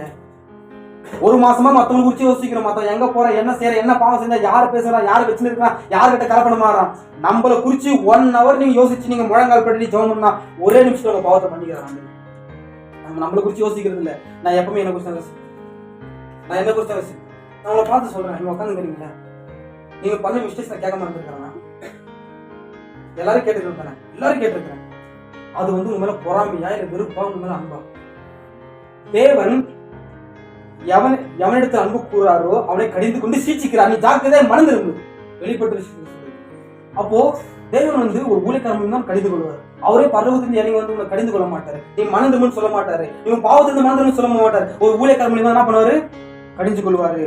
பாருங்க, ஆஸ்டா பாக்குறோம், சகையை பத்தி பாக்குறோம், பரிசீலனை பத்தி பாக்குறோம். ஒருத்த வந்து சின்ன வயசுல அவன் வந்து ஏசப்பா கிட்ட வந்து போதகரேன் முடிச்சிடறேன், அவ்வளவுதான் முடிச்சிடறேன், போதகரேன் நித்திய ஜீவன் சுதந்திரிக்கணும்னா நான் என்ன பண்ணணும் அப்படின்னு கேட்கும் போது அவன் சொல்றான் பாருங்க. ஆண்டவர் சொன்னாரு, தகப்பன தாய் கனப்பண்ணு, கொலை செய்யாத, திருடாத, உபச்சாரம் பண்ணாத, குற்றச்சாட்டு இது பண்ணாத. ஆண்டவரே இதெல்லாம் சிறு வயது முதல் சின்ன வயசுல தான் பண்றேன், ஃபாலோ பண்றேன். சூப்பர்ப்பா சூப்பர் அப்படின்னாரு. சரி என்ன பண்ணு, ஆனாலும் உங்ககிட்ட ஒரு குறை இருந்தாரு. ஏன் சொன்னாரு, நான் சொன்னேன் பத்தியா குறை சொல்றான், குற்றப்படுத்துறான், என்கிட்ட குறைக்குதுன்றான், இவன் பர்ஃபெக்டா, இவன் ஒழுக்கமா அப்படின்னு கேட்பாங்க. இப்ப ஏசப்பா குறைக்குதுன்னு சொன்னாரு, அவர் என்ன கேட்டுமா? ஏன் போராட்டம் பிச்சு பேந்துருவாரு. அவர் வந்து ஏசப்பா கிட்ட கேட்கலாம். ஒரு ஊழியக்காரர் வந்து குறை சொன்னா குறை சொல்றான், குற்றப்படுத்துறான்றீங்க. ஒருவேளை நீதிமானா இருந்தா நீங்க மாத்திக்கணும். மூஞ்சி கூட பாருங்க, யாரு இருந்தாலும் நீங்க மாத்திக்கணுங்க. நீங்க நம்ம நிறைய பேர் நம்ம தெரிஞ்சவங்களா இருக்கட்டும் அடிக்கடி அட்வைஸ் பண்ணுவோம், மறுபடியும் அதை பண்ணும்போது தேவன் வேதனை பண்ணுவோம். மோசே வந்து 2 வாட்டி கண்மலை அடிச்சதுனால எங்க போல? கானான் தேசத்துக்குள்ள போல. மோசே 2 வாட்டி கண்மலை அடிச்சதுனால கானான் தேசத்துக்குள்ள போல. இயேசு கிறிஸ்து உனக்காக ஒரு வாட்டி தான் பாவத்துல மரிச்சாரு, ஒரு வாட்டி தான் சிலுவையில மரிச்சாரு. ஆனா நீ மறுபடியும் நீ பாவம் செய்யும் போது ஏசப்பா சிலுவையில அறியும் போது நீ பரலோகத்துக்கு போக முடியாது. எச்சரிக்கையா இருக்கும். நம்ம என்ன பண்ண முடியாது? பரலோகத்துக்கு போக முடியாது. இங்க பாருங்க, இது சொன்ன உடனே நீ என்ன பண்ணு, உங்ககிட்ட ஒரு குறைக்குது, உங்ககிட்ட ஒரு சொத்து ஏழைங்களுக்கு பாதி கொடுத்துட்டு நீ போனாரு. அவன் மிகுந்த ஆஸ்தி உள்ளனா இருந்தபடியால் துக்கத்தோடு போய்விட்டாங்க. யாரு? சின்ன வயசுல இருந்து சர்ச்சுக்கு போறவன், சின்ன வயசுல இருந்து பைபிள் படிக்கிறவன், சின்ன வயசுல இருந்து நியாயப்பிரமாணத்தை கடைபிடிக்கிறவன். இப்போ இன்னொரு ஆளை நம்ம பார்க்கலாம். சகை வீட்டுக்கு போனாரு. அந்த சகை கிட்ட போறாரு ஆண்டவர். சகை கிட்ட போகும்போது இப்ப ஆண்டு என்ன பண்ணாரு? சகை ஓடி வர்றாரு. ஓடி வந்தோடனே இயேசு அண்ணாந்து பாக்குறாரு. எங்க பாக்குறாரு? அண்ணாந்து பாக்குறாரு. இயேசு அண்ணாந்து பார்த்த உடனே அவனுக்கு குள்ளனா இருந்தபடியால் அவன் மேல ஏறான். இயேசு அண்ணாந்து பாக்குறாரு. சகைவே கீழே இறங்குன்றாரு. ஏசப்பா வந்து உங்களை மேல பார்க்க கூடாது, கீழே தான் பார்க்கணும், உங்களை தாழ்த்தணும். அவர் வந்து உங்களை மேல பார்க்க கூடாது, நம்மளோட பாதத்துல கீழே பார்க்கணும், அவரை நீங்க தாழ்த்தணும். சகை வந்து ஒரு மரத்து மேல தான் பாருங்க. ஆண்டு என்ன சொல்ற? சகைவே பணம், அதிகாரம், எல்லாம் பேக்ரவுண்ட் எல்லாத்தையும் இறக்கு தன்னை தாழ்த்தினாரு. இறங்கி வந்தா பாருங்க. 2வது அவன் குள்ளனா இருந்தபடியா. குள்ளனா ஒரு பலவை முடிச்சுங்களேன். உங்களால முடியாது, சில நேரத்துல உங்களால போக முடியாதான், சில நேரத்துல கஷ்டம் தான். ஆனாலும் கஷ்டத்தை மத்திய தேவனை தேடு. ஜன கூட்டத்தின் மத்தியில அவன் ஏறான்னு அர்த்தம். ஜன கூட்டம் இருந்தாலும், எந்த பிரச்சனை இருந்தாலும், எந்த வியாதி இருந்தாலும் தேவன் என்னை பிரிக்கவே முடியாது. அப்போ அந்த அளவுக்கு அவன் ஏசப்பா சந்திச்சா பாருங்க. இப்போ மரத்து மேல ஏறின உடனே ஏசுனா சீக்கிரத்துல இறங்கி வாப்பான்றாரு. சீக்கிரத்துல இறங்கி வந்தோடனே சகையை பாருங்க, ஏசு எப்படிப்பட்டு பார்க்க வகை தேடினானா. இன்னைக்கு ஒரு மொபைல் போன்ற அதுல என்னென்ன இருக்குன்னு சொல்லிட்டு நம்ம எப்படிப்பட்டதுன்னு பாக்குறோம், ஒரு வண்டி எப்படிப்பட்டதுன்னு பாக்குறோம், ஒரு மனுஷன் எப்படிப்பட்டு நம்ம ஆராய்ச்சி பண்றோம். ஏசப்பா வேதத்தை நம்ம ஆராய்ச்சி பண்ண மாட்டோம். எப்படிப்பட்டது சகையை வந்து இயேசுவே அவர் எப்படிப்பட்டு பார்க்க வகை தேடினா. இன்னைக்கு நம்ம ஏசப்பா விட்டு நம்ம எல்லாரையும் தேடுறோம். மனுஷனுக்கு தேடுறோம், சொந்த பந்தத்தை தேடுறோம், பணத்தை தேடுறோம், எல்லாத்தையும் என்ன பண்றோம்? தேட ஆரம்பிக்கிறோம் பாருங்க. அதான் வேதம் சொல்லுது பாருங்க. அதாவது சகை என்ன பண்ணா, வீட்டுக்கு வந்தா பாருங்க, எல்லாருமே முறுமுறுத்தாங்க. நீங்க வந்து ஒரு காலத்துல எப்படி இருந்திருப்பீங்க, இப்ப நீங்க பரிசுத்தமா வாழும்போது நீங்க பைபிள் எடுத்துக்கும் சில பேர் முறுமுறுக்க தான் செய்வாங்க. ஏன்னா அவங்க நரகத்துக்கு போக போறாங்க, நீங்க பரலோகத்துக்கு போக போறீங்க பாருங்க. அதை குறிச்சு நீங்க கவலைப்படாதீங்க. இப்போ இயேசு கிறிஸ்து வந்து சகை வீட்டுல வந்துட்டாரு. என்ன பண்ணிட்டாரு? வீட்டுக்குள்ள வந்துட்டாரு. இப்ப வீட்டுக்குள்ள வரும்போது இப்ப இயேசு கிறிஸ்து எதுவுமே பேசல பாருங்க. வீட்டுக்குள்ள வந்து உக்காந்துட்டாரு. உக்காந்த உடனே சீசன் கிட்ட பேசுறாரு பாருங்க. சகை என்ன பண்ண? ஏசப்பாவே பாத்துட்டு ஏசப்பா பாத்துட்டு இருக்கும்போது, ஆண்டவரே என்ன ஆசையை பார்த்து என்ன பண்றேன்? ஏழைகள் கொடுத்துடுறேன். நான் யாருக்கிட்ட அநியாயம் வாங்கினா என்ன பண்றேன்? நாகத்தனையா கொடுத்துறேன்னு சொன்ன உடனே ஆண்டவர் சொன்னாரு, இன்றைக்கு இந்த வீட்டுக்கு ரட்சிப்பு வந்தது இவன் ஆபிரகாமின் குமாரனா இருக்கிறான். பிரசங்கம் பண்ணல, மனம் திரும்பன்னு சொல்லல, உன் பாவத்துல இருந்து மனம் திரும்பன்னு சொல்லல, நீ அநியாயமா வாங்க பச்சா, நீ வட்டி கூற, நீ டாக்ஸ் கலெக்ட் பண்ற, எதுவுமே சொல்ல பாருங்க. வீட்டுக்குள்ள வந்தாரு. ஆட்டோமேட்டிக்கா அவனை சரண்டர் ஆயிட்டான். இவன் தான் முன்குறிக்கப்பட்ட ஆபிரகாமின் வித்து. அந்த சின்ன வயசுல இருந்து ஒருத்தனை தேவன பிள்ளை பார்த்தா சபைக்கு போறான், பரிசுத்தமா இருக்கான், உண்மையா இருக்கான். ஆண்டவனை பிரசங்கம் பண்ணாரு. நீ மாத்திக்கன்னு சொன்னாரு, அவன் மாத்திக்கல. சகையை மாத்திக்கலன்னு சொன்னாரு, அவன் மாத்திக்கினான். இவனுக்கு பிரசங்கம் பண்ணாரு, இவன் மாத்திக்கல. இவனுக்கு பிரசங்கமே பண்ணல, ஜஸ்ட் வீட்டுக்குள்ள வந்தாரு, மாத்திக்கினான். ஏசப்பா உங்க இருதயத்துல வந்தாருன்னா ஆட்டோமேட்டிக்கா எல்லாமே போயிடும். ஜஸ்ட் இடம் கொடுக்கணும். என்ன பண்ண? ஜஸ்ட் இடம் கொடுக்கணும் பாருங்க. இதுதான் ஆண்டவர் என்ன பண்றாருன்னா சொல்லி கொடுக்குறாரு. நம்ம அவருடைய இருதயத்துல நம்மள அவருக்கு நம்ம என்ன பண்ணோம்? நம்ம இடம் கொடுத்துன்னு வச்சுங்களேன், ஆண்டவர் என்ன பண்றாரு? நம்மள உருவாக்குறாரு. அவருடைய இருதயத்துல என்ன பண்ணோம்? இடம் கொடுக்கறதுனால தான் நம்ம இருதயத்துல பல விதமான வீணான சிந்தனைகள், வீணான பாவங்கள், வீணான யோசனைகள் வருது. பிரசங்கம் பண்றதுக்கு இயேசு பத்தி சொல்றதுக்கு நம்ம தைரியம் இருக்குதா? இல்ல. ஏன்? நான் வெளியினுமா இருக்கிறேன். அதாவது தேவன் ஒருவரை யாரும் பிரசங்கம் பண்ண முடியுமா? இல்லையா? ஒரே ஒரு காரியம் சொல்ற பாருங்க, தேவன் ஒருவரா இருக்கிறார். அவர் தான் உலகத்தை படைச்சார் பாருங்க. அது பைபிள் சொல்லுது, நம்ம விபச்சாரத்துல இருந்து நம்ம மனம் திரும்பணும், நம்ம வந்து பாவத்துல இருந்து மனம் திரும்பணும், நம்ம வந்து இன்னொருத்தர மனைவி வச்சுக்க கூடாது, இன்னொருத்தர கடன் வச்சுக்க கூடாது. லவ் பண்றது மிகப்பெரிய பாவம், அது பேசித்தவன் வேதம் சொல்லுது. பிதா குமாரன் பரிசுத்தாவின் நாமத்துல ஞானஸ்நானம் எடுக்கிறது மிகப்பெரிய தவறுன்னு சொல்லுது. திருத்து ஒரு தவறு. ரோமன் கேத்தலிக் அது வேசிங் மார்க்கம், அதுதான் பிசாசு. ரோமன் கேத்தலிக் ஒரு வேசிங் மார்க்கம். ஆண்டு என்ன பண்ண போறாரு? சீக்கிரத்துல வர போறாரு. அவருடைய 1000 வருஷம் அரசாட்சி பூமி என்ன பண்ண போறாரு? ஆட்சி செய்ய போறாரு. நான் வந்து யாருக்கெல்லாம் விட மாட்டேன். ஏன் தெரியுமா? என் உயிர் அவர்கிட்ட செத்தாலாங்கதான். ஒரு உண்மையான ஒரு ஊழியக்காரர் பிரசங்கம் பண்ணுவான், மனுஷனை பார்த்து போயிட மாட்டான். இதை சொன்னான்னு விட்டு அடுத்தது என்கிட்ட பேச மாட்டாங்க, என்கிட்ட பேசாம போயிடுவாங்க. ஐயோ, ரோமன் கேத்தலிக், திருத்துவக்கார, போலீஸ்கார, அதிகாரி, RSS, BJP, கர்த்தர் என் கூட இருக்கிறாரு. அல்லேலூயா. யோவான் சாணக்கு முதல் பிரசங்கம் என்ன தெரியுமா? மனம் திரும்புங்கள், பரலோக ராஜ்யம் சமீபமா இருக்குது. யோவான் சாணக்கு முதல் பிரசங்கம். இயேசு கிறிஸ்து முதல் பிரசங்கம் என்ன சொல்லு? மனம் திரும்புங்கள், பரலோக ராஜ்யம் சமயமா இருக்குது. பேதுருவோட பிரசங்கம் முதல் பிரசங்கம் என்ன சொல்லுங்க? மனம் திரும்பி ஒவ்வொருவரும் பாவ மன்னிப்புக்கு என்று கர்த்தராகிய இயேசு கிறிஸ்து நாமத்தால் ஞானஸ்நானம் பெற்றுக் கொள்ளுங்கள். தீர்க்கதரிசி வில்லியமோட பிரசங்கம் என்ன? மனம் திரும்பி ஒவ்வொருவரும் கர்த்தராகிய இயேசு கிறிஸ்து நாமத்தால் பாவ மன்னிப்பு பெற்றுக்கொண்டு பரிசுத்தாவி பெறுங்கள். கடைசியா ஒரு ஆள்கிறாங்க, 5வது ஆளு. அவங்க விசேஷமா யார் தெரியுமா? மனவாட்டி. அந்த மனவாட்டி தான் சொல்லும், மனம் திரும்பி ஒவ்வொருவரும் பாவ மன்னிப்புக்கு என்று இயேசு நாமத்துல ஞானஸ்நானம் அப்பொழுது பரிசுத்தாவியத்தை பெறுவீர்கள். கர்த்தர் ஒருவரே கர்த்தர், அவர் தான் இயேசு கிறிஸ்து, அவர் தான் பிதாவா இருக்கிறாரு. அவருடைய ராப்சர் உயிர்த்தெழுதல் நடக்க போது அவர் இயேசு கிறிஸ்து சீக்கிரத்துல வரப்போறாரு. மனவாட்டி பிரசங்கம் பண்ணுவோம். மனவாட்டி யாருக்கெல்லாம் போயிட மாட்டா. மனவாட்டி உண்மையா இருப்பா, மனவாட்டி ஸ்டாண்டர்டா இருப்பா, மனவாட்டி தன்னை அர்ப்பணிப்பா, மனவாட்டி தன்னை ஒப்பு கொடுப்பா. மனவாட்டி எதை குறிச்சு கவலைப்பட மாட்டா. யோசிக்கணும், நம்ம காலம் இனி காலம் செல்லாது. இயேசு கிறிஸ்து சீக்கிரத்துல வரப்போறாரு. அவர் நியாயத்திற்கு இந்த பூமியில் நடக்க போகுது. நோவானிக்கு பிரசங்கம் பண்ணும்போது நோவா காலத்துல விஞ்ஞானங்களும் அறிவுகளும் நிறைய இருந்துச்சு. நோவா சொன்னாரு, கப்பலை கட்டும் போது மழை வரப்போகுது, மழை தான் இந்த பூமி அழிக்க போறேன்னு சொன்னாரு. ஜனங்க என்ன பண்ணாங்க? புசிச்சு பெண் கொண்டு வெறி கொண்டு சிரிச்சு பரியாசம் பண்ணாங்க. மழை வந்துச்சு. அதே போல இயேசு கிறிஸ்து சீக்கிரத்துல வர போறாரு. உயிர்த்தெழுதல் நடக்க போகுதுன்னு நான் சொல்றேன். நீங்க உங்க இஷ்டத்தின்படி நீங்க அசால்ட்டா இருக்கும்போது நான் சொல்றேன், ராப்சர் நடக்கும், நீங்க கைவிடப்படுவீங்க. மனம் திரும்பி இயேசு ஏற்றுக்கொள்ளுங்க. இயேசு நாமத்துல ஞானஸ்நானம் நிச்சயமா பரலோகம் போக முடியாது. இங்க இருக்கிறவங்க யார் ராப்சர்ல போவாங்கன்னு தெரியாது. இங்க இருக்கிற யார் ராப்சர்ல போவாங்கன்னு தெரியாது. யார் போக மாட்டாங்கன்னு சொல்லுங்க. யாரு போக மாட்டாங்க? ஈஸியா சொல்லுவாங்க. இயேசு நாமத்துல ஞானஸ்நானம் ராப்சர்ல போக மாட்டாங்க. பாவத்துல இருந்து மனம் திரும்ப ராப்சர்ல போக மாட்டாங்க. சபைக்கு வரது ராப்சர்ல போக மாட்டாங்க. ஒரு வாரம் 2 வாரம் சபைக்கு வருது, 2 வாரம் லீவ் போடுறது, அப்புறம் வந்து சொந்தக்காரங்க வந்துட்டாங்க, கல்யாணம், ஃபங்க்ஷனு, காது குத்து. கர்த்தர் பாக்குறாரு, அவரோட கோபம் ஆக்கி நம்ம ஊற்றுவாரு. நம்ம மனம் திரும்பணும். 6 முதலாவது தேவ ராஜ்யத்தையும் நீதியும் தேடுங்கன்னு சொன்னாரு. ஒரு வாரம் வந்துட்டு ஒரு வாரம் வராம இருக்கிறது தவறுங்க. மனம் திரும்பணும். கர்த்தர் பேசுனா நம்ம மனம் திரும்பணும்.